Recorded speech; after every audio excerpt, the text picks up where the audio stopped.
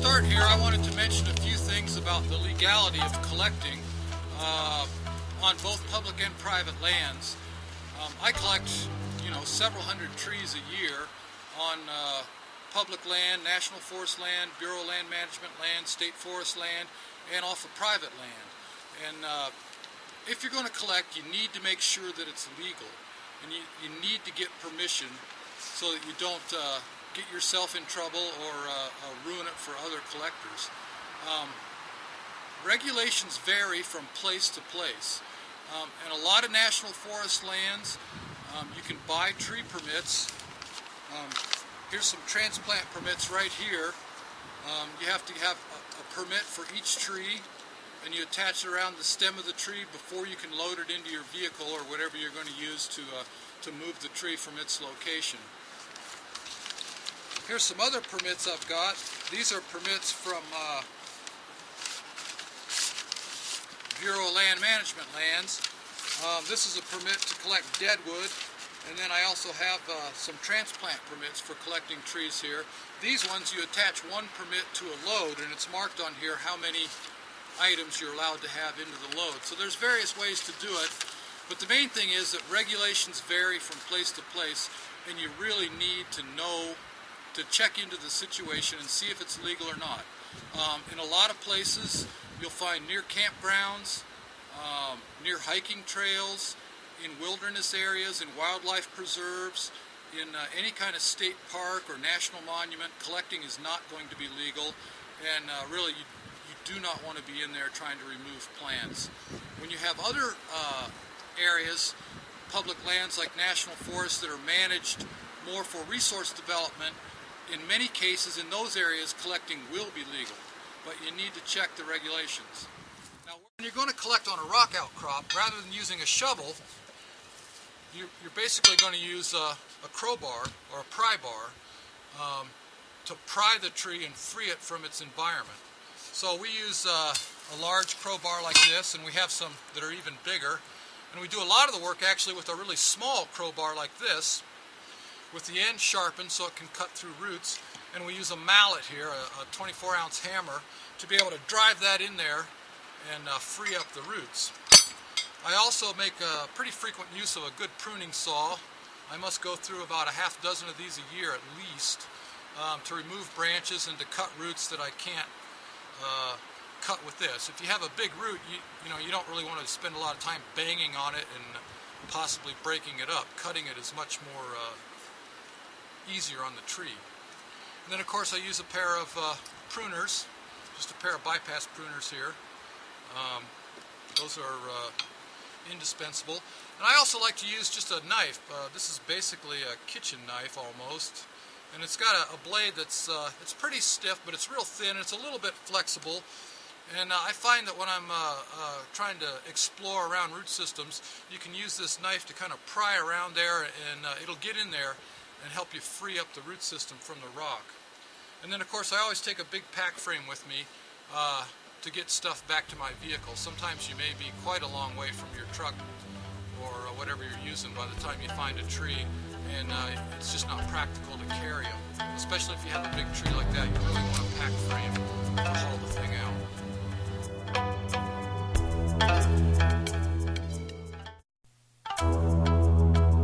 Hi, I'm Andy Smith from Golden Arrow Bonsai. Today we're shooting a video on collecting trees up in the mountains. We're going to look at some junipers first, and then we're going to look at some pine trees. And we're going to look at some trees that can be collected, and we're going to look at a lot of trees that can't be collected. So why don't you come along with us and we'll see what we can find. Here's a beautiful little juniper. Look at this. Wouldn't that make a lovely bonsai? It's got deadwood that spirals around the trunk. It comes up, it loops around. Incredibly graceful. We actually find quite a few trees like this. As you see, the roots go into here. There's not a chance that tree would ever come out of there. You could probably pry that tree out of there and take it home and watch it die. But, when you find a tree like this, the best thing to do is just enjoy it for what it is and just leave it there, because it's not going to transplant.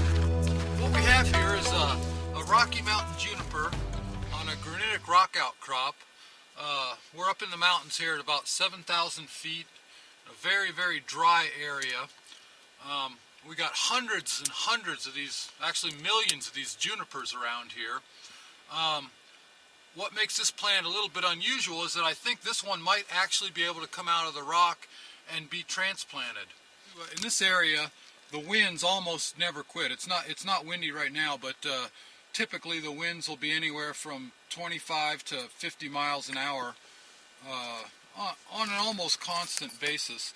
And as you can see, the foliage is kind of ratty looking. That amount of wind and stuff will kill a lot of the tree. It beats the tree up.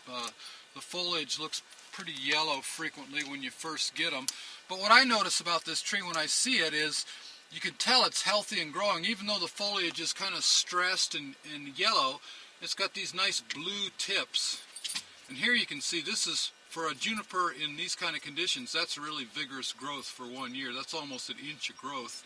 Most of these branches have got more like 1/8 of an inch of new growth on them for the year. And that's probably really typical. But when I transplant these into my nursery, that's one of the first encouraging signs I look for, is that I'll start seeing little blue tips on the foliage. And generally that's a good sign that the root system is functioning and the tree is actually trying to put on some growth.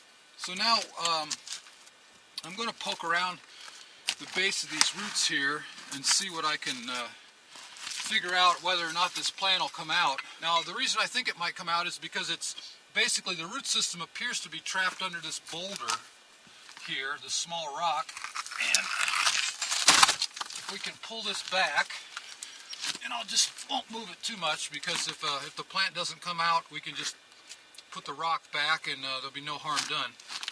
But the first thing we want to do, or the first thing I do, looking at a plant like this, is just kind of rake away. There's a lot of old needles, dirt, and duff around the base of this plant. And we kind of want to get that stuff out of the way so that we can see if it's actually got a root system. And if you'll notice, the plant is, in this case, not that firmly attached. I mean, it's rather loose. It may have a root going way back into this crack, and that's what we have to kind of explore here as we try. All right, so cutting away around these roots like that, and a real thin-bladed knife like this is real useful to be able to pry underneath stuff. It'll slide in a lot of crevices. You can see this whole thing is it looks like dirt, but actually it's a really fine mat of roots. You can kind of see some of the roots sticking out right here against my fingers. Very, very fine roots. It's all this whole thing, and of course we've got some limber pine roots in here too, and we'll have to, if we decide to take the tree, we'll have to deal with that. But so it looks like we do have a nice, what I would call a really nice, good root pad right around the base of the tree. The next question is as we try to separate this tree from the rock, can we keep it well attached to this root pad so that we can lift the whole thing out as a unit that's still really firmly attached? If we can, our survival will be excellent, just like a potted plant, basically. And if we can't, then we've got to decide either whether we want to take a risk on that tree or whether we just want to leave it here and in its natural environment. The smartest approach here would be to try and drive this in here and see what we get, and possibly, if this works, we may be able to put that larger crowbar in there and just kind of muscle that plant out of there. Well, it's kind of hard to get in here, but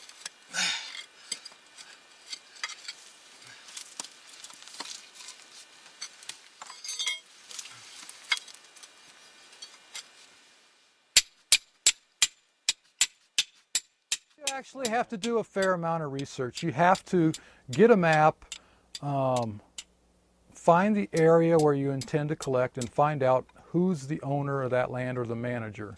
You know, if it's a federal agency, you got to find out which federal agency. If it's a national monument, national park, national forest, Bureau of Land Management, reservation, wilderness area, whatever, whoever the manager is, and then you got to talk to them and find out what their regulations are. And it varies a lot. I mean, it's hard for me to give an answer that's going to fit in all different places.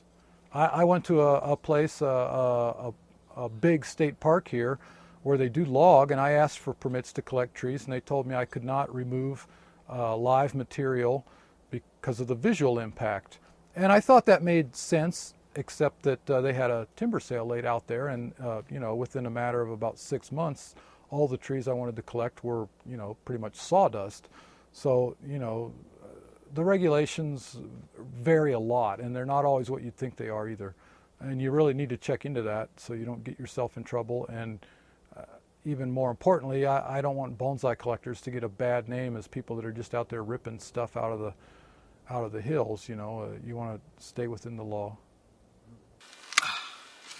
I'm trying to cut a root. In fact, I just did cut a root, kind of a big anchor root that was going down into the crevice there. And the idea of that was to see what I'm seeing now as I've worked on this tree here is we've got this pretty good root pad, which is nice and solid, and these are juniper roots, not pine roots. The pine probably, I would assume, runs up the hill there. But so we got a nice pad of juniper roots here, and I've loosened up the tree significantly more than it was. But when I wiggle the tree, the juniper roots are only moving a little bit, which tells me that the root system goes down into the rock and probably pinches off down in there and then comes back up and makes a root pad here, which means that there's an excellent chance that I might be able to get this tree out without the roots. So this is a tree that would be a good one just to back away from and leave here. We haven't done any significant amount of damage to the roots. We've pried around them quite a bit, but we'll fill all this back in with dirt and roll the rock in place again to restore its former support system and stuff. But after working on this tree for a little bit, we might be able to get this one out, but it doesn't look nearly as promising as it did at first, and it would probably be better just to leave it. So I think we'll just start covering it back up, and we'll move on and see if we can find a different one. Well, here we have another juniper, and I think this one might come up. I don't know. We've looked around a little bit at several others. This particular tree, it's kind of a big tree, a little bit large probably, what we think of for bonsai, but it does have a nice feature here. It's got a nice shari, that is deadwood, running all the way up the trunk, and then of course it goes up about probably 6 feet there. And then the branches on this tree are actually pretty young and flexible, so we could do a lot with this tree with wire, and we can shorten the height a little bit. But this is probably relatively a young tree for this area. This tree might be, I would guesstimate, around 140, 150 years old. As you can see, it's been growing in this little kind of a runoff channel in the rock, so that when it does rain, this tree gets a fair amount of water, which accounts for its pretty vigorous growth and its full mat of foliage here. Another thing I want to mention is I've heard many people say that if a juniper gets berries on it, that's a sign of it being under stress. But in nature, of course, they make berries all the time because that's how they reproduce. So that's very common to see a collected tree covered with berries. And this would be a female plant then, with the berries on it. But I've poked around a little bit here, and I think this one's got a pretty good chance of being collectible. When I wiggle the tree, I can see the whole root mat here moving along with it, and that gives me hope that we may be able to collect the thing with pretty much of an intact root system. Now, it's very dry right now. We haven't really had the autumn rains yet that are basically something we look for when we're going to start collecting in the fall. We're a little bit early. The plant should still do fine. This is the time of year when they'll start growing new roots. But I did bring some water along, and I want to just to a little extent, try and maybe soften up the root pad a little bit. Don't want to let it run off. And then after we get this out, we'll soak it down really good before we transport it anywhere. But this might just help take a little bit of the brittleness out of those dry roots. So the first thing I'm going to do here, I see that we got some rocks kind of around the base of the root system, and I want to remove that stuff because if I lift the plant with those rocks in it and they fall out, that can just completely tear up the root system. And getting these rocks out here will also give me some idea of what the root system really is. Occasionally you run into the situation where you'll have a plant and you're prying on it and it looks like it has an excellent root system, and what it'll turn out to be is just a big flat rock underneath the plant, and that's making the whole root system move. And so the root system is not nearly as well attached as you thought it was. So you gotta always be kind of careful. There's a lot of things that appear like they're collectible that really aren't. I don't know if you can see from this distance, but here again we have a really, really dense mat of fine juniper roots there. And these really fine roots, these ones that are about the diameter of a sewing thread, those are the ones that we want to put in the bonsai pot to do all the work for us and keep the tree alive. So the root system is exactly what we want, and the only question is, can we lift this plant out and keep the root system intact and connected? If we can, basically you've got a situation very much like a potted plant, and the survival is very, very high. So what I'm just going to keep doing here is just kind of prying around a little bit, trying to see the limits of this root system and find out where is it anchored to the rock. That's the key question of the moment here.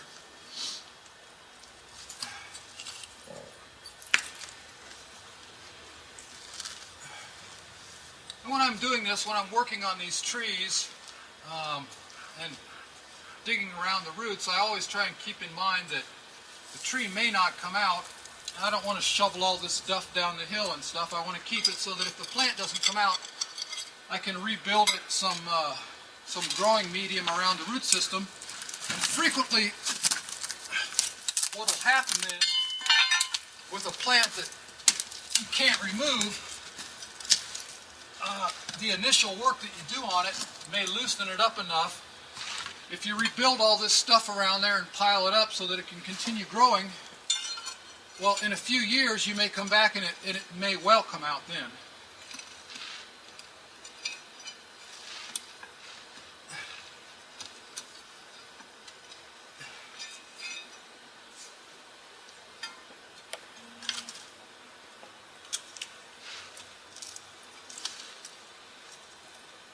So it kind of appears to me that the plant's mainly attached somewhere right up here at the top, which in general, what I have found over the years when you're collecting plants that are growing on a slope like this, the root system is never going to run downhill. It always runs back up into the channel. And so the roots that you're going to need to find and disconnect are usually almost always going to be uphill from the plant if it's growing on a slope.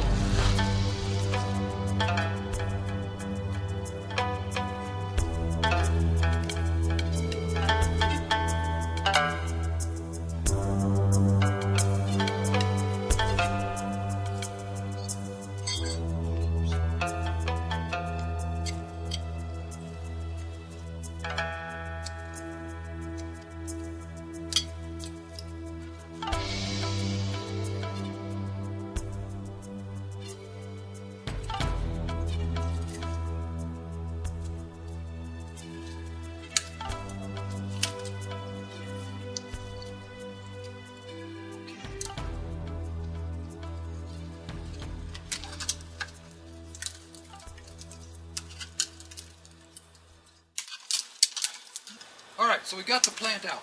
And if you look at this, I don't know if you can see it against my hand there, but this is all just a huge mat of very, very fine hair roots. And that's what makes collecting off of rock outcrops is very desirable, is that you can get a very, very fine mat of roots that transplant really well. Once we have the tree collected, the next step is to wrap it up very tightly. After taking all the time to collect these roots, you know, the last thing we want to do is beat this thing up while we're trying to get back to our vehicle or something. So we want to wrap the root system just as tightly as we can so that it's completely immobile. I think I've found that a lot of trees that maybe are collected in the field in good shape may be killed just on the trip back to the truck if it's over rough terrain.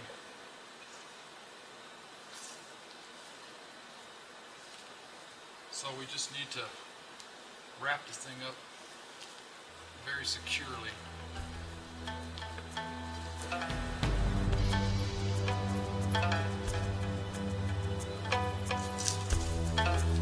Okay, so here's the start of a future bonsai. Well, we've been looking around for hours and hours and we really haven't had much luck finding a good tree, but just now, way up on this ledge here, we found a pretty nice looking, I mean it would make an excellent bonsai, about a probably 400 to 500 year old juniper. And I'm kind of hopeful that this one might come out. And the reason for that, what we want to do is kind of poke around the roots here, and uncover some of this.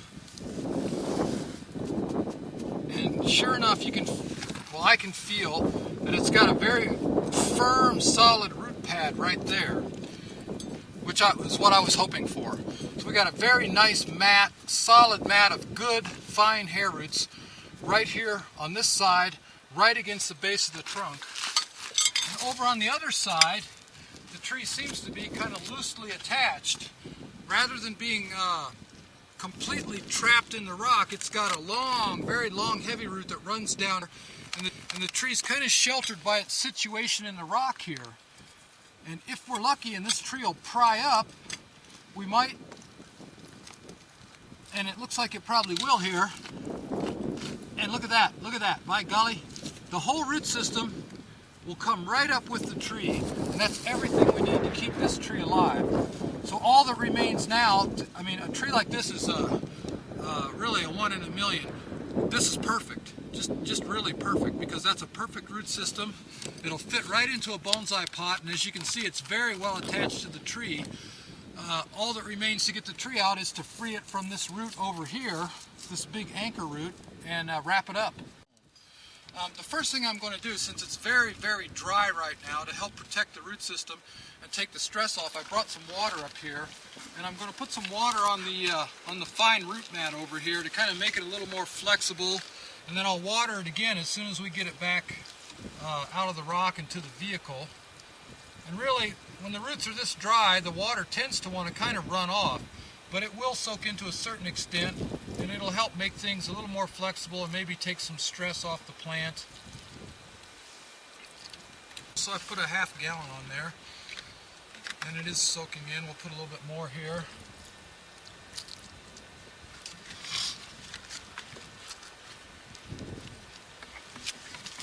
Now with this tree, all we have to do to get this tree out is cut this root right here. And I'm going to leave about, I don't know, 4 or 5 inches of this root to help anchor the tree into the pot. But there's no hair roots attached to this at all. The root system that's attached to this root is way down here, you know, a good 6 feet from the tree. And we're just going to lose that. We're not going to worry about that because we got a really good root system over here. And now, there is a risk when you do that, because junipers have a kind of a veinal system. This root is going to feed some stuff that may be put under more stress than the rest of the tree. However, the root system over here is very good and seems like it feeds the same vein, so I don't think we'll really have too many problems with that. So right now I'm just going to cut this root and we'll lift the tree out.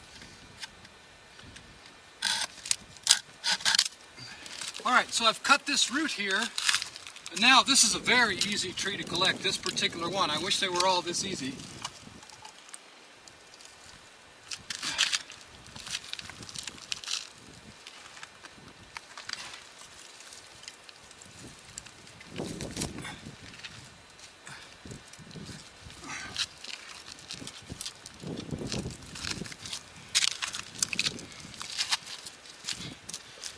Look at this, what a lovely plant. Absolutely beautiful. And this is an excellent root system right here. As you can see, the fine, this is just kind of a mat of very nice hair roots. It's not really very big, but it's very, very efficient. And that's exactly what we want to collect to go into a pot. So now we just wrap this up very carefully so that it'll make the trip back home all right. And you know, with a tree like this, I would be very confident, as long as we provide the right conditions for it, this tree should grow with no problem for us. It should transplant very easily. Now we've got the tree all wrapped up securely, so the roots shouldn't take too much of a beating going down the hill. I'm just going to strap it on the pack frame here and get it down the mountain to our vehicles.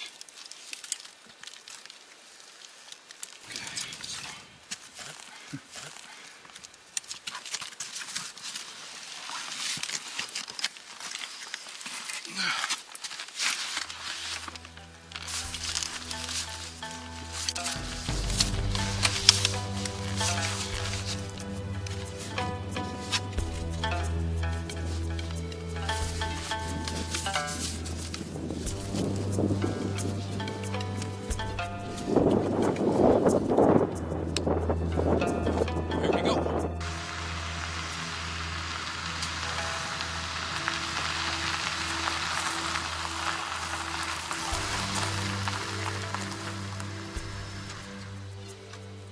Well, now that we've seen some junipers, let's go look at some ponderosa pine.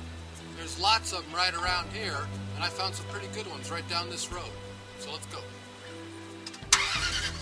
Here we have a typical situation with ponderosa pine. A really nice little tree. A tree like this would be anywhere between, say, 80 and maybe 125 years old, growing on a rock, a type of a granitic rock. And this is probably the most common situation you'll find.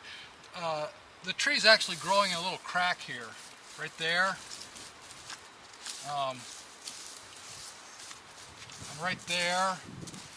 And really with a tree like this, you have, when you move it, the stem moves, but you don't really see a root system moving at all, which means the tree's anchored very firmly way down in there.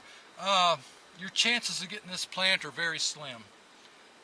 A tree like this, you know, you're better off to just leave it and look for something that wants to come up. The easier the tree is to collect, the higher the chances of survival. If you have to work for hours and hours and hours to get one out, probably it's in a situation where maybe it's best to just leave it alone. So this is a tree that's just going to stay there.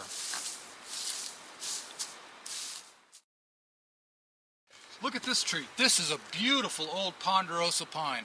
Now, with the trees that I've sampled in the past, a tree like this could be anywhere from, say, 140 or 50 years to maybe, I would doubt this is 200 years old, but I would guess between 150 and 175 years old. And it's a captive in this very narrow kind of crevice in the rock here, and that's what's made it grow so slow. There's almost there's no resources for the tree to grow, so it grows very, very, very slowly. And if you think about it, the very first bonsai were collected from the mountains, and they were put in very small, shallow pots with a very kind of a coarse soil mix. The bonsai pot kind of replicates this high mountain environment, and you know, bonsai culture does other things to help dwarf trees. So in a way, when we do bonsai, we're kind of replicating the natural environment of a tree like this. Now, I looked at this tree. This would be a great tree to collect for a bonsai. It's got a big base that's partly covered up here. However, when I looked at the tree, I pried it up a little bit to see what kind of a root system it had. It had a very, very small root system. The chances are that the tree would not survive if it was collected. And so rather than risking it, what I did was I raked up quite a bit of gravel and mixed in some old needles and duff, and so I built up a soil thing around the base of the tree, and then I'm going to hold it in place with this piece of deadwood here. And if I'm lucky, maybe in a few years this tree will develop enough new roots in this stuff that it could be collectible, but we don't know. But certainly right now you would not want to try and collect this tree. But I just wanted to mention some things about the growth. I get asked frequently why these trees are so contorted. If you look at it, every place where the tree curves, where there's a sharp bend, there's a nub of a dead branch. So basically, this is kind of like the clip and grow technique of bonsai. In other words, like the tree was growing up here, the leader died, so a side branch, which was probably quite long already, took over. Right here, where it turns sharply right there, there's a dead nub. So the leader died again. Maybe a porcupine got it, maybe wind, hail, who knows. Insects, a side branch took over again. And the same thing, with every turn on this tree, there's a dead branch where the leader, the growing tip of the tree died and a side branch took over. And over hundreds of years, that creates this very contorted shape. And then we have this, this deadwood, which if we clean this up, this would be quite beautiful. And basically that's caused by, I think, mostly by the death of a branch, by insects or disease or wind. It kills a branch, and then the cambium that branch was feeding dies, and after it dies the bark just peels away, and then the wind just continues to open it up and carve on it, and eventually after a century or so you end up with a very beautiful kind of exquisite plant. So now I'm just going to put this piece of deadwood back up here, and we're going to leave this one alone because I don't think it would be a good one to collect. Maybe we'll put a little more, put some more rocks and gravel up in there, stuff to hold this in place. Look at this tree. This is just a dynamic pine. I love this tree. I first found this tree about, I guess about 8 years ago. And as you can see, it's growing into a crevice here. There's really no way to collect a plant like this. And in fact, I wouldn't even try it. But it's just a lovely tree, and every now and then I come back to look at it. This tree, you might think because of the huge size of the base and all the gnarly curves and everything that it's really, really ancient. And it looks quite ancient, but I really don't think it is, for a couple of reasons. One, if you look at the crown of the tree, it's very full and healthy. It doesn't have that really sparse, kind of starved look that these trees get when they're really, really old. The other thing is, when a tree gets pinched into a crack like this, what tends to happen is it can't put out any lateral roots to support itself. So when the wind blows, it tends to whip back and forth, which injures the base of the tree. And the injury causes scar tissue to form, which causes the base to swell. And eventually the injury causes the tree to have this huge, enormous base, which holds the tree in place instead of lateral roots. And that may make the tree look a lot older than it really is. I would probably estimate this tree between, it's really hard to say because it's got characteristics of a young and an old tree, but I would say between 125 and, you know, maybe 175, something like that. But just a wonderful plant. And you see a lot of this. You know, probably most of the pines that you see really are not in a situation where they'll be collectible. I estimate around 1 out of 100 can actually be lifted and also has the characteristics that we want for bonsai. But, you know, what a great plant that is. Now where we're going to collect today, if you'll notice, this tree's got a stripe of blue paint on it. We're inside the marked boundary of a timber sale here. And these trees that are marked are the trees that are going to be left. The trees that are not marked, it's at the logger's option whether he's going to take it or not. Now this sale was marked a few years ago and it'll be cut soon, very soon. So any tree we take out of here, if we don't collect it, it's probably going to be gone within the next couple of years because they're going to be coming through here and cutting and skidding logs. And then when they're done with that, they hire thinning crews to go in and clean up the area, and generally they any tree that's kind of contorted or twisted, basically the things that we want for bonsai, is going to be removed because in a timber production area, you want to be focusing on growing nice, straight, healthy trees that you can get a wood product out of. And now, not all of our forest lands are managed for that purpose, but this area is. Now, if you'll notice right behind me, up where my boy is, there's a very nice big ponderosa pine up there. And that's the tree I'm going to try and go collect here in a few minutes. This tree's growing on a boulder at about 5,500 feet, maybe 5,800 feet elevation. And after checking the tree, the main thing I do is see if the tree will wiggle, is to look at the base of the roots. And with this one, I mean, I'm amazed the wind hasn't taken this out of here a long, long time ago, but it hasn't. This tree it's not only very loose, but when you wiggle it, I don't know if you can see on the camera there, the whole root system moves with the tree.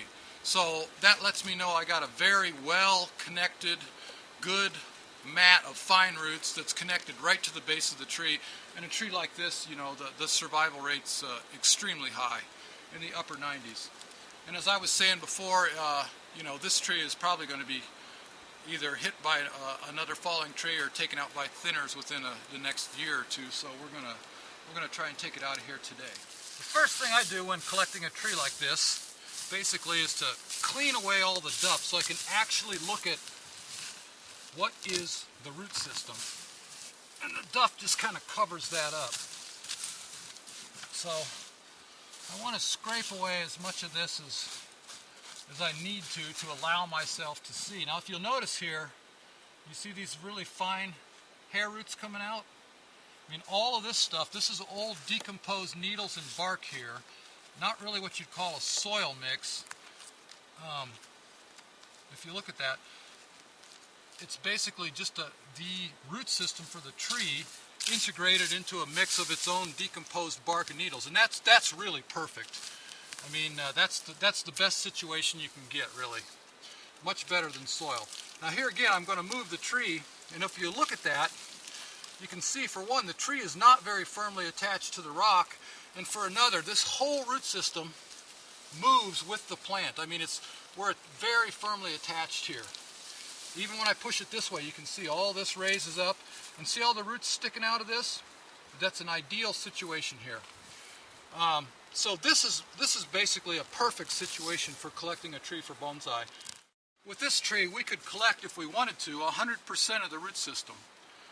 But of course we don't. That would be far too many roots to go into a bonsai pot. So since I got a very good, well-established root system, I'm not afraid to cut off any of it and leave just what I want to transplant. So probably I'm going to cut it like this, kind of around here and around here, roughly about the size of the pot that I imagine this tree would look good sitting in. And once it's done, this tree is loose enough. I think probably with this one, just about all we have to do is cut those roots and the tree will be free. Now obviously we have a really big root here going down, and probably we're going to have to find that root right there and cut that to get the tree out. But the rest of this is all really fine hair roots. So what I'm going to do is just take the saw here, and I'll start over on this side and just kind of work my way around the tree. And see, this is not even, it's just a few inches deep. And rather than have the saw tear it up, anytime I hit a root of any size, I get out the nippers to free it up a little bit. Here's a bigger root right here. With the species I collect, and this is just basically in the mountains. I mean, you know, people that collect down in Louisiana and stuff that get different trees do it completely differently. But in the mountains, the trees that you want to collect basically are captives in rock formations. And that's what makes them collectible, actually. A lot of times you see those trees in a rock and you wiggle them and it's like they're cemented in. You think, well, how could you collect that? And that's true, you can't. But it's that one tree out of 100 or one out of 1,000 that's in almost like a natural bonsai pot. And those are the ones that you can take out and have a very high transplant success rate.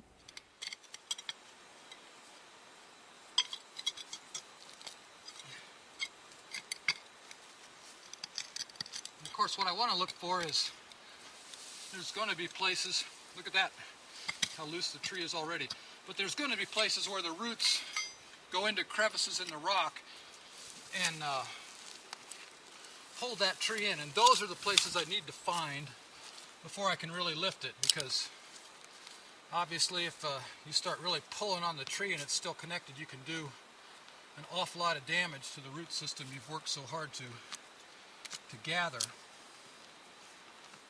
You know, those real fine, like steel wool type roots on the tree that are around the base of the tree like that, those are the ones that actually absorb the nutrients and the water that keep the tree alive.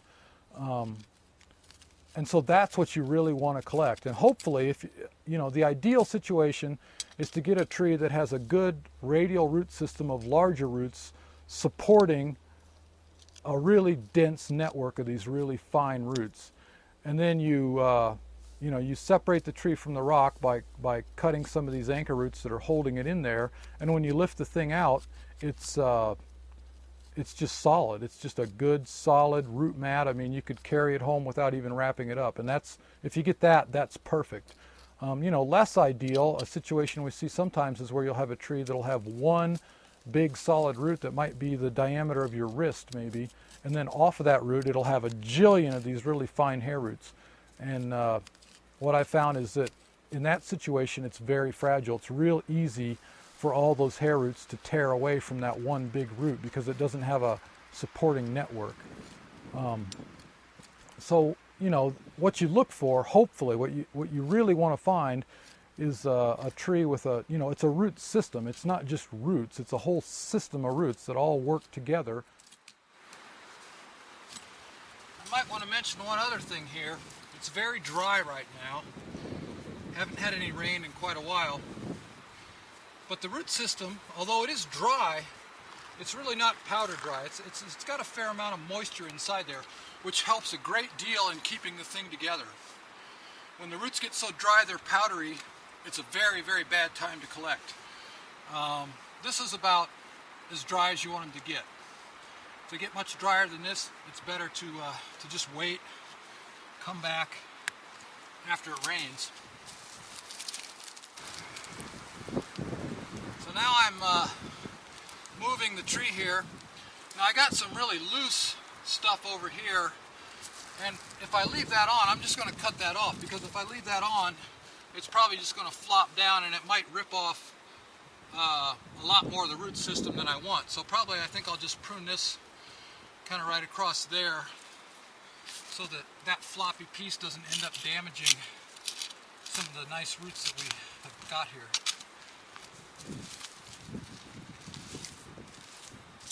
Probably with ponderosa pine, you know, on your rock outcrop environments, you might average 200 trees an acre, maybe. And I figure with ponderosa pine, I probably am able to collect about one tree out of 100. But it's not like 2 trees per acre. A lot of times, it may be less than 1 tree out of 100 actually, because you may look over, you know, several acres and not find a single tree, and then you may find, you know, 3 or 4 within maybe a half acre area. You know, with junipers, it's much, much less. 1 out of 1,000, I would say. I mean, you look, so we've looked over sometimes 200 acres of rock and spent the whole day and not found a single collectible tree. And it's not that there's not trees there.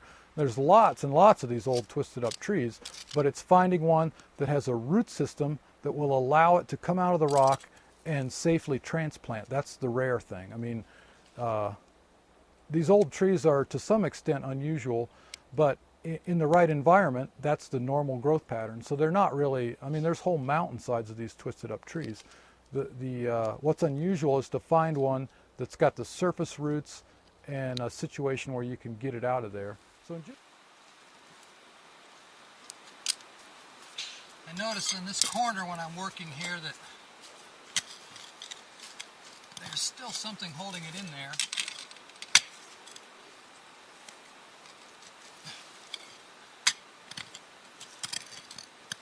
Probably the biggest mistake you could make with a tree like this is to try and lift it out of there before you're absolutely certain that you've freed it all up.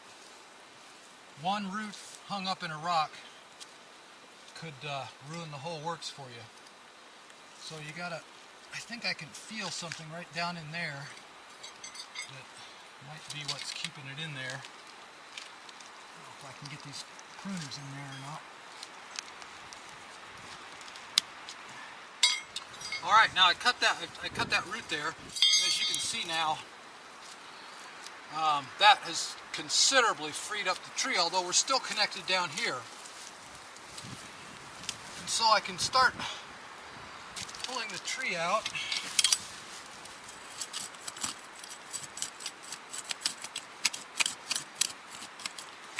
I can feel there's something right there, so I need to work on this area.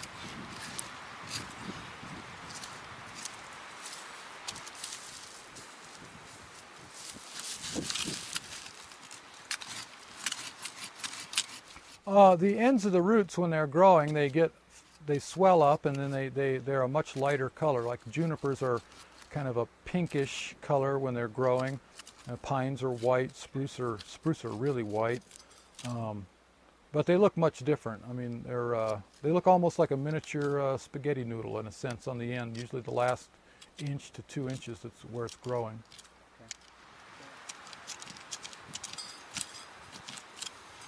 Now it seems like everything is freed up, but this is really a good time not to make a mistake and just try and lift the tree. We want to kind of very gently lift up on it. It's cracking right there. There could be some big rocks in here that could rip the whole root system apart if we just pulled it out of there. So at this point, this is a point when you tend to get impatient and want to just lift your tree up. And actually, this is when you really have to be careful and see what you've actually got here before you. And I think we've got what we want. Let's try leaning it back the other way and see if this is free. There's something holding it here.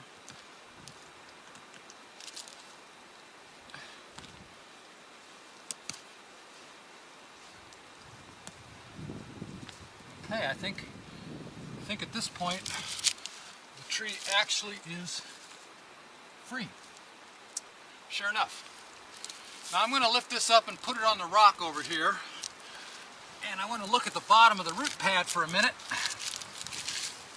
if I can lift this.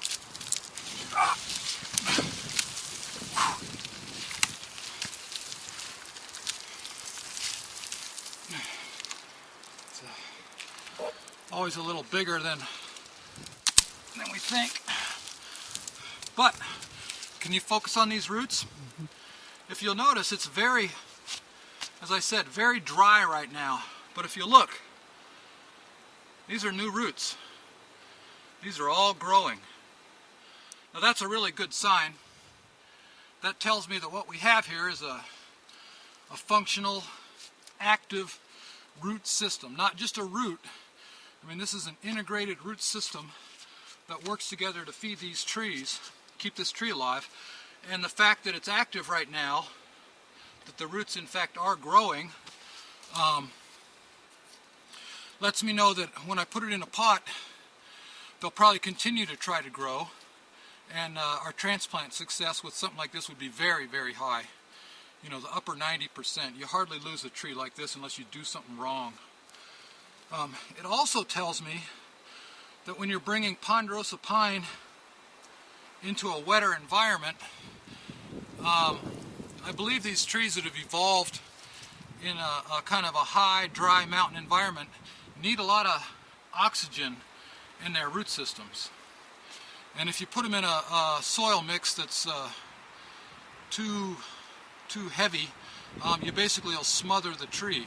They like a lot of water actually, but they like to be able to breathe.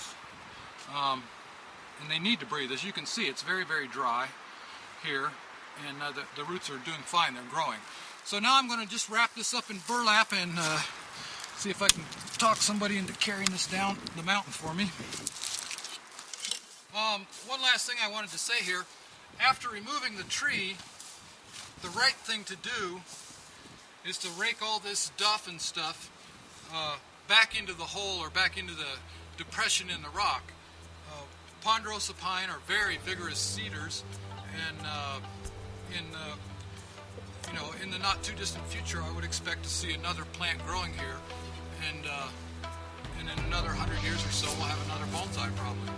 But you know, I kind of want to maintain that environment. I don't want to just leave a bare, eroded hole there. So I always try and rake all the duff and stuff back into the cavity.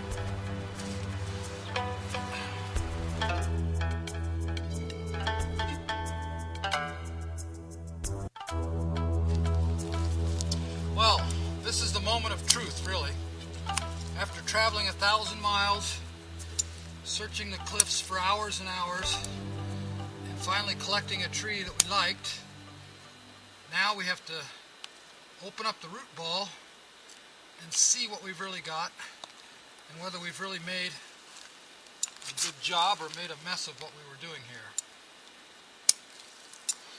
Now if we can focus in on the bottom of this, you can see that this is not really dirt. This is a solid mat of roots. And that's why you can get by with a relatively small root system like this. It would be nice if this went all the way around the tree, and we frequently get them like that. But this is very good the way it is. I mean, this tree has an excellent chance, I would say. Now we don't want to pot the tree necessarily in this, it's got soil around it mixed in with the roots. And it's got a lot of, basically this soil is composed of some clay and some old decomposed juniper needles. And so basically what we do usually, what I like to do anyway, is just kind of take a pressure sprayer and not too roughly, but I want to wash away as much of that excess stuff as I can without really getting into it. I mean, I don't really want to cause a lot of disruption in the root system right now, but anything that's just kind of loose, mucky stuff, I want to get that off, and I want to open this up.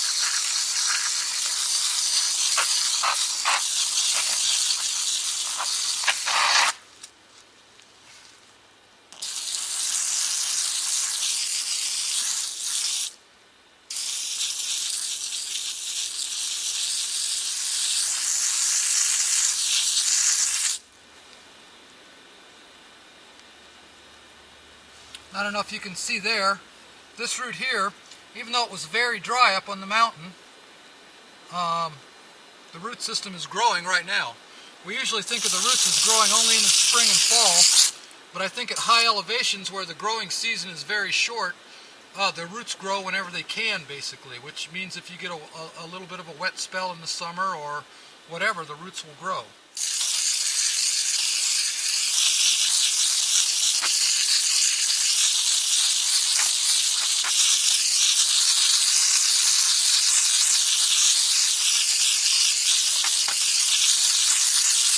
So what I'm trying to do is just open this up enough so that after I put this in a pot, this root system will be able to breathe and we'll be able to have air and water flow through it. Alright, that's about good enough. I don't really want to open this thing completely up. It's pretty well known that it's kind of hazardous to interfere with the root system too much at this point. But I've got it opened up enough that I think water and air can get in there to some extent. So now I've prepared a box, a wooden box.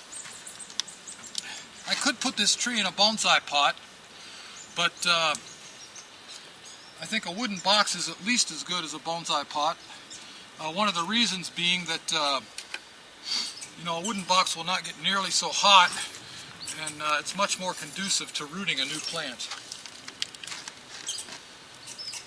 So this is kind of a heavy plant. We might have to use some guy wires to hold this one in place. I'm not sure yet. But I've got 3 sets of wires here. The first set to go over this piece of root that I deliberately left when I freed the tree. I left it just for this purpose here to help hold the tree in place. And that will do quite a bit right there.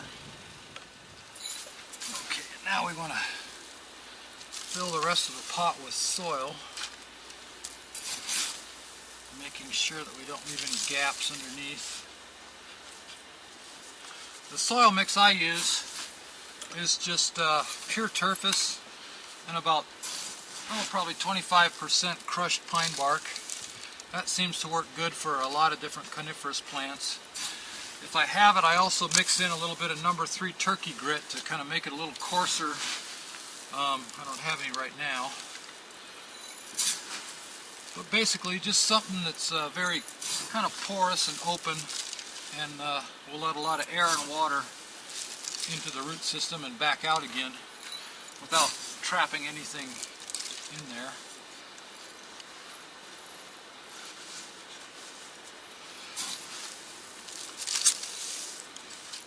These ones we're not going to do very tight because I don't want them to crush those fine roots. Just kind of lay those in there like that.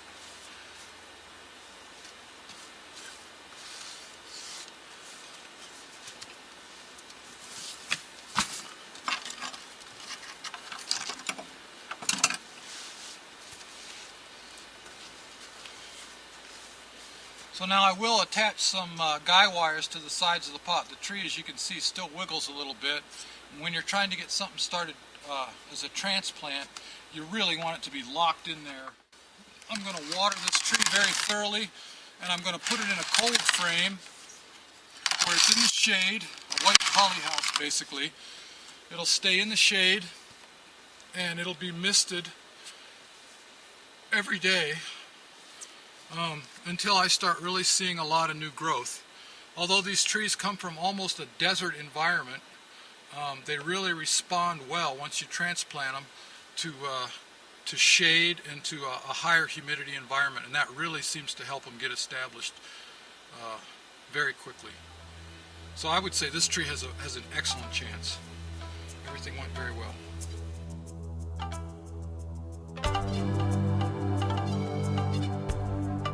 Alright, well here we have our too big for a bonsai. And let's get the roots ready and put this one into a pot. I guess the thing we don't need to have it tagged anymore. Let's throw that away. And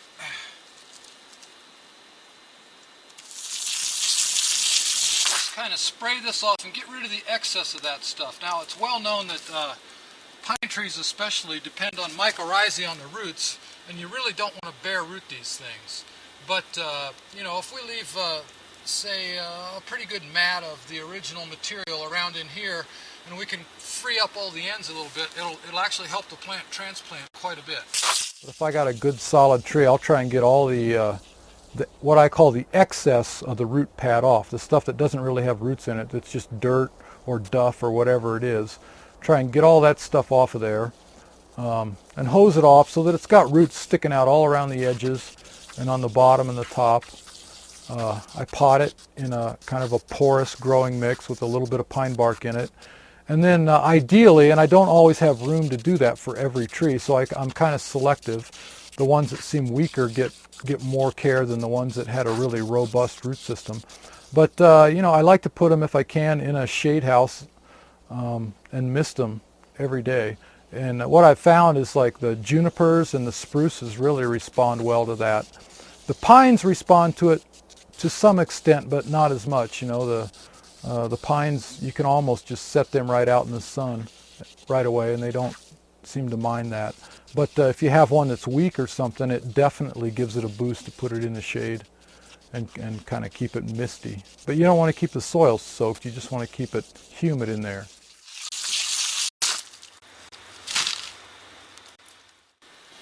Well, I said this tree was too big for bonsai, and it is. But luckily for me, I happen to have a pot that's too big for bonsai too, and I think it's just the right size for this tree, which was one reason I thought it might be a good one to collect if we can lay it in there. Okay, now we want to fill the rest of the pot with soil.